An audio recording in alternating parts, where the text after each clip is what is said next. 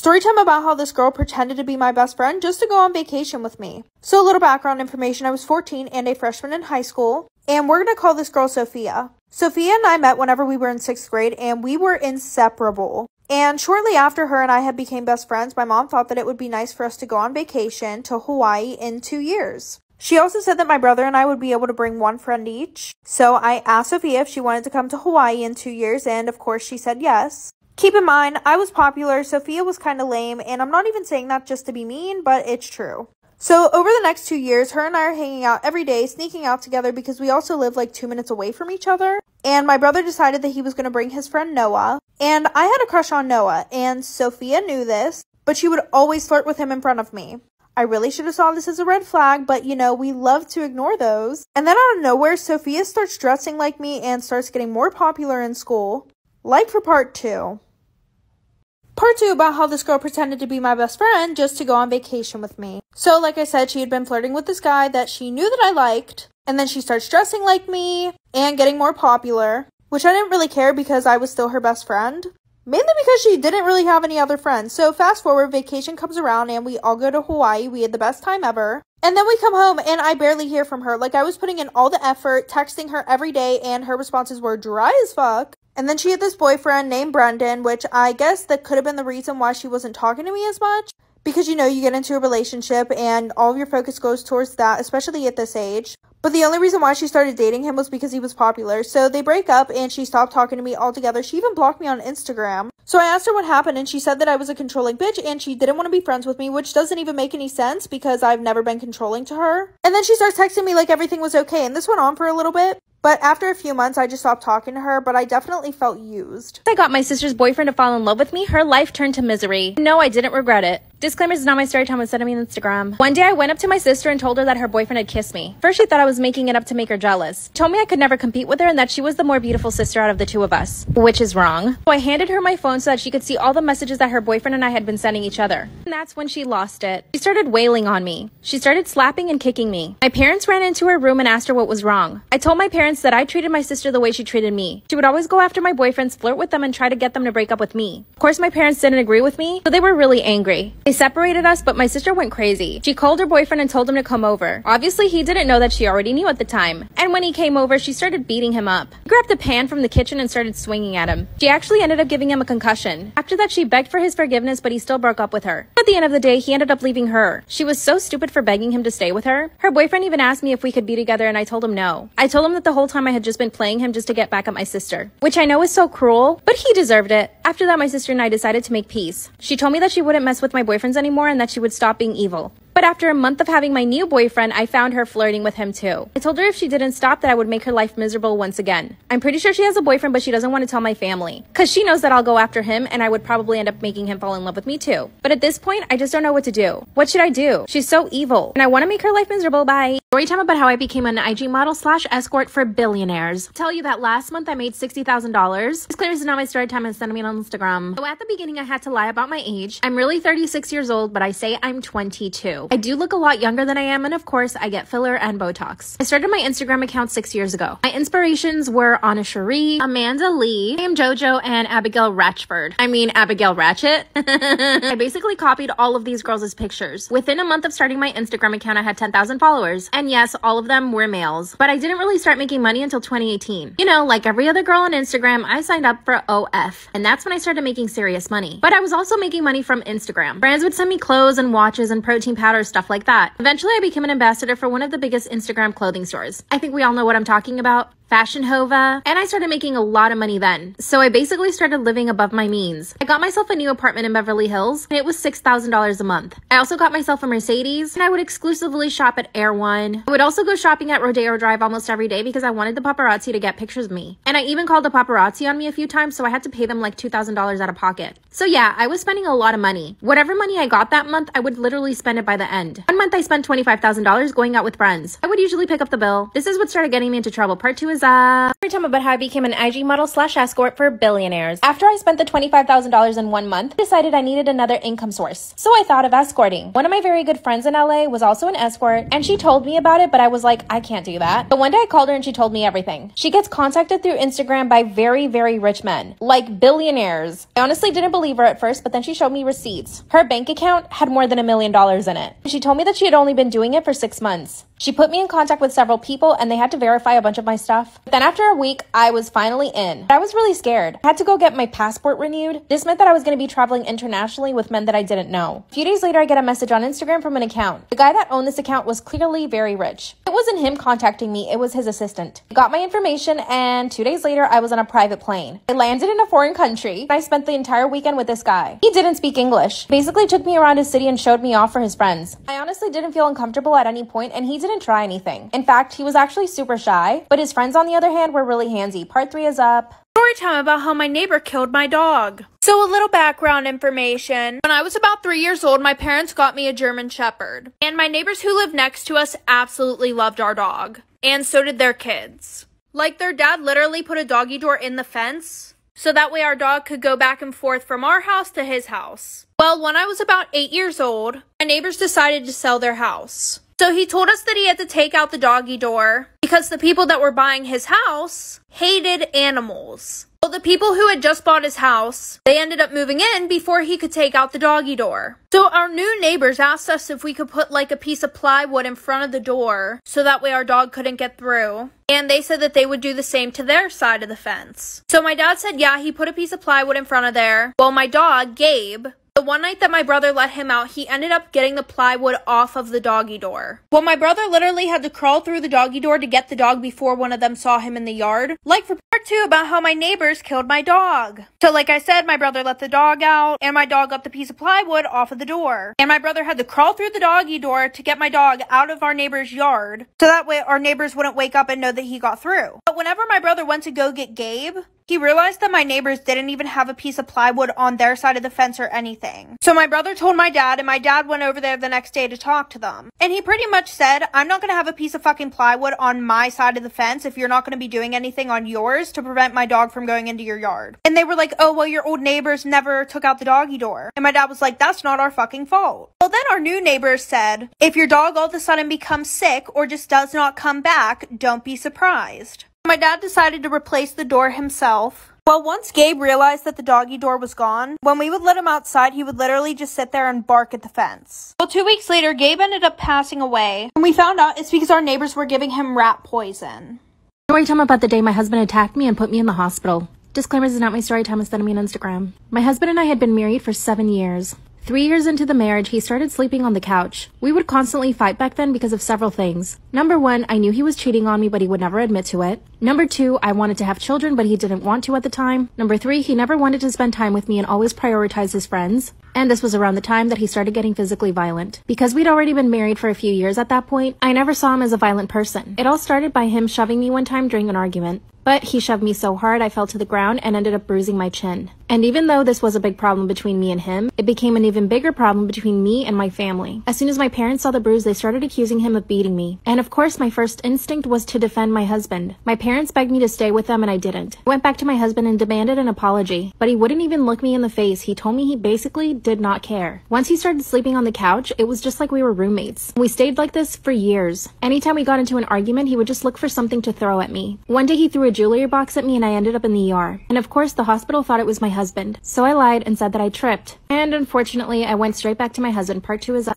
Tell me about the day my husband attacked me and put me in the hospital. Disclaimer, it's not my story time, it's sending me on Instagram. After years of him pushing me, shoving me, throwing things at me, and even slapping me, I became so numb to it. It would get me really angry and upset at the moment, but as soon as he would apologize, we would just go back to normal. But even our normal wasn't normal. We didn't sleep in the same bed. He was never really home, and when he was always playing video games. This was also around the time that he lost his job, so for 5 years, I was basically the breadwinner. He told me he didn't want to get a job and he wanted to play video games. I didn't tell him anything because I didn't want it to turn into a fight, but I was angry at the thought that I had to now support him. But like I said, my parents did not like him at all. They knew something was up because I always had some sort of bruise. My parents made it a habit of showing up unannounced to our house. I was actually really grateful to my parents. This didn't upset me at all. But my husband, on the other hand, hated my parents. One day he asked me, why do they even care about you so much? You're not that important. Around a year ago, I started feeling really sick all the time. At the time, I didn't know why. One day, I walk into the kitchen and see my husband holding eye drops in his hand, but he quickly put it away. I asked him why he was holding that, and he said nothing, mind your own business. So I did. A few months later, I'm having a conversation with a coworker, and he told me a story about somebody using eye drops on someone else to make them sick. This is when it all clicked. I had all these weird stomach issues,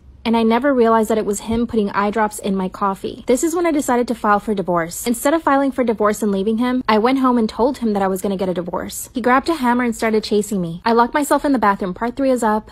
Story time about how my best friend and I were dating the same guy. So a little background information, I was 15 and it was my freshman year of high school. And I had been dating this guy for 3 months who we're gonna call Jacob. He was a part of the popular group and was known for cheating on all his past girlfriends. But why would I see that as a red flag? Because I'm fucking dumb. Anyways, of course he was cheating on me too, and people would tell me that. At first I wanted to leave him, but the problem was he came from a super rich family and he was really cute. So in reality, I really only wanted to stay with him so that way he would keep spoiling me with expensive gifts. He would literally buy me anything and everything I wanted. So my best friend, who we can call Taylor, she came over for a sleepover. The whole night we talked about Jacob cheating on me, and she asked me why I had not broken up with him yet. So I told her why I wouldn't leave, and then she hyped me up. She was like, period sis, do what you gotta do. Well, then I came up with this super good plan for my best friend and I both to get gifts from him and use him. So then I came out and I said, you should be his side chick. Like for part 2.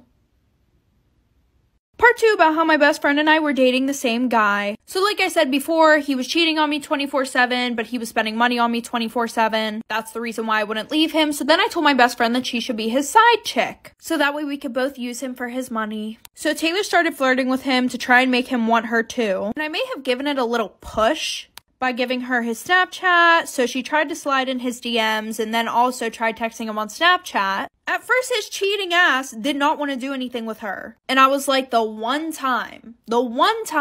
Anyways, he was like, I'm with your best friend right now. I don't think we should do this. But of course, like all boys who cheat, he ended up meeting up with her. And they started sneaking around. Meanwhile, I knew all the tea. Taylor was telling me everything. Taylor started getting things from him 24/7 and he looked so stupid. Well, then we decided to fuck with him one more time. Like for part 3.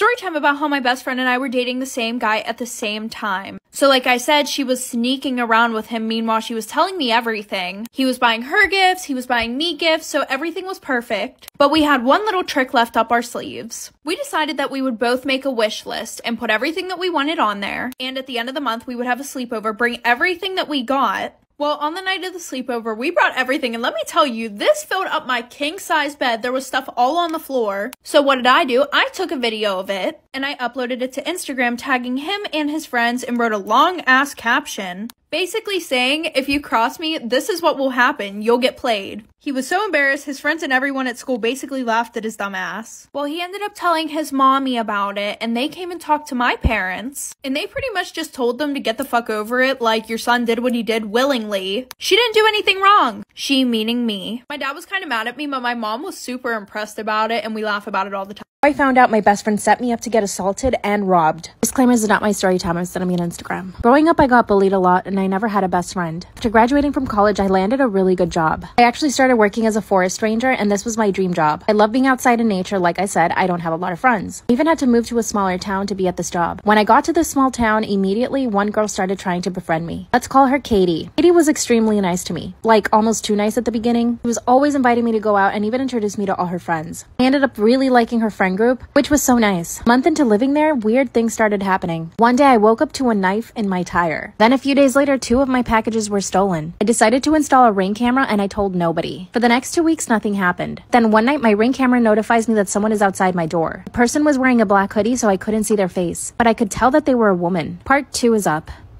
I found out my best friend set me up to get assaulted and robbed. Disclaimer, is not my story time. I said I'm on Instagram. That's when I see a black figure outside my door. Couldn't see exactly who they were, but I could tell it was a woman. I obviously didn't confront them because I didn't know if they had weapons. Instead, I turned on my porch light and they ran away. The next morning, I realized that they were scoping, trying to figure out how they could get in my house. I went to the police and they told me that it was probably just teenagers playing a joke on me. I decided to believe them because I couldn't imagine somebody wanting to rob me. But more weird things started happening. I have my packages stolen at least once a week. So I decided to get a P.O. box instead. Mind you, while all of this is happening, I'm still hanging out with Katie and her friends. She was always calling me her bestie, and we would do everything together. She would even come over to my house and sleep over. I truly thought that she was a good person. One night I go out with Katie and her friends. Katie decided to get belligerently drunk. This is when she started saying things like, "We know you have money. You come from money, don't you?" I decided to go to the bathroom, and when I came back, they were all gone. Part 3 is up. I found out my best friend set me up to get assaulted and robbed. Disclaimer, is not my story time. I said me on Instagram. When I come back from the bathroom, I realized they ditched me. By the way, they had given me a ride to the bar. Because there's no Uber at that time in my small town, I ended up having to hitch a ride with some random man. The next day, Katie comes over super apologetic. She even asked me if she could sleep over, so I said yes. The entire time she was at my house, she kept trying to smoke cigarettes outside, and she kept leaving the door unlocked. I finally go to bed, I check that the door is locked, and it was. Then at 2 a.m., I wake up to my Ring alarm notifying me that there's people outside. When I look, there are 4 men standing at my door, and they're yelling at me to open the door. They even said, "Be ready because we're horny." I was petrified. I instantly called the police and told them that they needed to leave, which they did. And I go looking for Katie, and she's nowhere to be found. When the cops came, they ended up telling me that Katie had done this to other women, and that the group of men were her cousins. That's when I realized that she was the one stealing all my stuff. They were arrested, but they couldn't keep him there. How am I going to be in the same town as her? I don't think I should have to move. What should I do?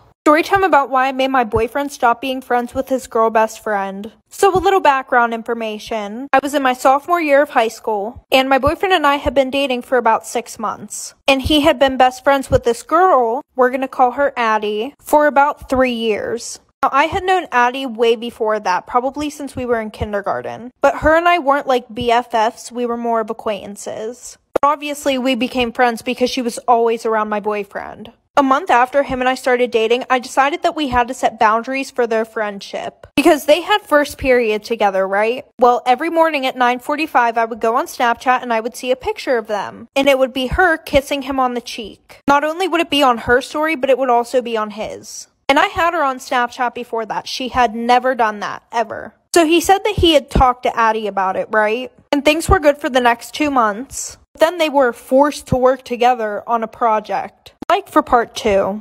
Part 2 about why I made my boyfriend stop being friends with his girl best friend. So like I said, they had been forced to work together on a school project. At least that's what he told me. So I brushed it off because I was not about to seem like the jealous girlfriend. Well, the next day, him and I were supposed to go out to the movies. So I texted him right before we were about to leave, and I said, "Hey, are you on your way to get me?" He goes, "OMG, no, I'm sorry, I forgot. I have to work with Addie on this project. She's about to come over my house." So at this point, I'm like really pissed off. So I text him and I say, "I thought you guys had a whole week to work on this project. Why does it have to be tonight?" Addie knew that him and I were supposed to go to the movies that night also. He said, "We just want to get it done really quickly so that way I can spend the rest of the week with you." And she's snapping me the whole time that she's at his house, off of his phone. So at around 1:30 a.m., I get a Snapchat from her on his account, and she's laying on his chest. Like for part 3. Story time about how my father is obsessed with me. Disclaimer, this is not my story time. I'm sending me on Instagram. And trigger warning. My mom and dad had me when they were very, very young. My mom was 14 years old when she got pregnant with me. From what my mom told me, my parents were pretty much together throughout the whole pregnancy. Even though they were both in high school, they wanted to move in together and try to raise me like a regular family. But my maternal grandmother had a very big issue with this. She wanted my mom to continue going to high school and possibly even give me up for adoption. But my mom was not having it, so she decided to move out with my dad. Once I was born, unfortunately, my parents just couldn't take care of me. My dad was too busy playing his football and trying to get a scholarship. And my mom just didn't really know how to take care of a child. I mean, she was a child herself. This is when my grandmother stepped in and decided to take me in, which I thank God for every single day of my life. My grandmother raised me as her own daughter, and she has been the most amazing woman in my entire life. My parents split up, and through most of my childhood, I lived with my mom and my grandmother. I didn't see my dad for about 10 years. By the time I saw him again, I was 15 years old. Part 2 is a story time about how my father is obsessed with me. Disclaimer, is not my story time, it's that I mean on Instagram. And trigger warning. I finally saw my father again when I was 15 years old. From the moment he saw me, he wanted to hug me and kiss me all the time. At first, I thought it was normal because he's my father and he hadn't seen me in over 10 years. After a few weeks of him coming to visit me, I started feeling really strange. This was also around the time where I was getting noticed by boys in school. And you know that feeling you get when you know a guy likes you? Well, that's the feeling I started getting from my own father. Every time he touched me, it was like too touchy, and every kiss was just strange. One of the things that really started to bother me was that he liked going to the beach, and he wanted to make it a thing. He would always say, let's go to the beach on the weekend, but I didn't feel comfortable with him. First off, he never invited my mom to come or my grandma, so it was always just me and him. He even took me shopping for bikinis, and this is when my stomach dropped. At the bikini shop, he asked for small bikinis, like the type that show a lot of skin. Told him I wasn't comfortable with that. I wanted a bathing suit. He said no and bought me a thong bikini. He stared at me all day at the beach. Part 3 is up. Storytime about how my father is obsessed with me, part 3. After he bought me the thong bikini and forced me to wear it at the beach, I noticed he was staring at me. I wrapped myself in a towel and told him I wanted to leave. After that, I told my mom and my grandma how I felt about my dad. They thought that I was exaggerating, but I knew that I wasn't. My mom asked him to never ever do anything like that again, and he said he wouldn't. After that, he would always do certain things, like stare at me too much, or always want to hug me and kiss me, and for my own comfort and safety, I put a lot of space between him and I. When I was 18, I finally got my first boyfriend. He became enraged when my mom told him. He told my mom that I was acting like a slut. That's when I cut him out completely from my life. A year later, I got on Instagram, and that's when he started following me there. He started leaving strange comments on all my pictures, and eventually he started offering me money to spend more time with him. I told him I wasn't comfortable with him. That's when he told me that all he wanted to do was watch me take a bath, and that he would pay me thousands if I let him. My grandmother and my mom have completely cut him out of our lives. On the day of my wedding, we hired security to keep him away. And of course, he managed to show up, but security kicked him out. I'm thinking I should get a restraining order. Luckily, my mental health hasn't suffered too much from this. He's obviously an unwell person, but I actually feel really bad for him. And I feel like getting a restraining order is just gonna make things worse. What the heck should I do? Bye. Part 3 about why I made my boyfriend stop being friends with this girl best friend. So like I said, she snaps me at 1:30 in the morning, a picture of her laying on his chest, and it's captioned, "Hey girly, I hope you don't mind, but I have to spend the night at his house. He lost track of time working on our project, and it's way too late for him to take me home." So at this point, I'm furious, and I don't snap her back. So the next morning, I call my boyfriend, and I asked him, "Hey, is Addie still there?" So he says yeah, and then I ask him to put me on speakerphone. So when he does, I say hi to Addie. She goes, "OMG, hey girl, how are you?" And that's when I pretty much go off on this bitch. I tell him that while he was asleep, she was sending me pictures of her laying on top of him, off of his Snapchat, and that she was sending those type of pictures to multiple people on his Snapchat, because my best friend had texted me that morning, saying that she thought that we broke up because Addie was sending her pictures of her laying on top of him. So I tell him, pick, me or her. And she starts crying. After a minute of silence, he hangs up the phone and then blocks me. Good luck to the next girl. Storytime, I had to go to jail because of my toxic ex-boyfriend. So a little background information. Him and I started dating right after high school. And this relationship was so fucking toxic. We would literally fight over the dumbest shit. So fast forward 4 years later, the one night he had his friends over and he wanted me to cook steak. I decided to cook chicken instead. And this is what triggered the entire fucking fight. He was saying things like, "You never listen to what I say, you can't turn a hoe into a housewife," type of shit. So he pretty much blew up and was like trying to kick me out of our house. He went to our master bedroom, started breaking all my shit, throwing it down the stairs, and his friends left me there with his crazy ass. So I tried to get him to stop, but he wouldn't, of course. So then he ended up calling his fucking sister, who is 10 years older than me, trying to get her to come to my house and kick my ass. I never really got in a fight like this, so I decided to call 911. She heard him in the background going crazy like for part 2. Part 2 of why I had to go to jail because of my toxic ex-boyfriend. So like I said, the dispatcher on the phone could hear him in the background going absolutely fucking psycho. So she told me to hide. I ran upstairs into the master bedroom and locked the door until they came. So they interviewed us separately, and he has the nerve to start fucking crying, saying that I was beating his ass, and he even fucking scratched himself. So even though I called 911, they said in a domestic dispute they had to take somebody to jail. And since he had visible marks on him, they took me to jail. So the police officer told me to take off all my clothes and to only wear one layer and to also take out my shoelaces before he brought me in. So they booked me in jail, put me in a freezing cold fucking cell with 25 other actual bad bitches for 7 hours. And this is the best part. My ex kept trying to call and get me out the whole time I was in there, saying that he lied and everything. They set a court date for me, but when I showed up, they literally just dropped all the charges. Now I just tell everybody that I've been to jail and I'm not scared to go back. Storytime about how I found my husband's secret phone. Disclaimer is not my story time, it's sending me on Instagram. I found 5 dating apps and 2 secret girlfriends on his phone. And I can't even begin to tell you what I found on Instagram. Up until this point, my husband and I had the utmost respect and trust for each other. I never once thought he was capable of doing this. Literally every woman says that when they find out their man is cheating. Around 6 months ago, my husband started a new job. He's in tech and makes a lot of money, so I've been able to stay at home with our kids. We now have 2 kids, and they're both 2 and 5. Our life is amazing. Our parents live near us. We always make time for each other and go out on dates. We even take solo trips on the weekends. Last year, we went to Bali for 2 weeks. My point is, we always make time for each other. When he started his new job, he started earning more money, but this also meant that he took on a lot more work. He was always so stressed out. My husband and I met in college, and we studied the exact same thing. We both worked for the same company. Eventually, I retired to take care of our kids. So when he got his new job, I offered to help him out with his work. He was actually really grateful for this, and we were both doing a really good job. He was working from home 3 days out of the week, so it was a great situation. We were spending time together, working together, and the kids were spending more time with their dad. His new job gave him a new cell phone, and this is the cell phone that I would usually use to help him out with his work and his laptop. Part 2 is up. Story time about how I found my husband's secret cell phone, his 2 girlfriends, and his 5 dating apps. Disclaimers is not my story time, it's me on Instagram. I started using his work cell phone to help him out with his job, and he kept his own cell phone. This is when I started noticing that he would make a big deal about losing his phone. Anytime he would misplace it, he would go absolutely berserk. Now, I thought it was just because he was stressed about work, till I realized it wasn't stress. He forgot to silence his phone one night, and the notifications were going off. I woke him up and asked him to turn it off. My mind did not go to him cheating. I thought it was work-related stuff. But then I realized it was his personal phone that was going off, not his work phone. The next day, he apologized for having his work notifications on, and I said, but it wasn't your work phone, it was your personal phone. And he said, no, it wasn't. And I said, yes, it was. And that's when he accused me of being paranoid and crazy. And that's when I knew he was cheating. I had to keep it cool though. I was feeding the kids in the kitchen when this all happened. On this day, he was gonna go to work. I knew that he was gonna take his personal and his work phone with him to the office. So what I did was change the phone covers on each phone and flip them upside down. He grabbed the work phone thinking it was his personal phone. He put it in his pocket and went to the bathroom. And he left his work phone, which was his personal phone, on the countertop. I told him that maybe I should keep it just in case I needed to answer emails, and he said yes. He left, and I had his phone all to myself. As soon as I opened his personal phone, I went straight to the messages, and I found his 2 girlfriends, Laura and Missy. Part 3 is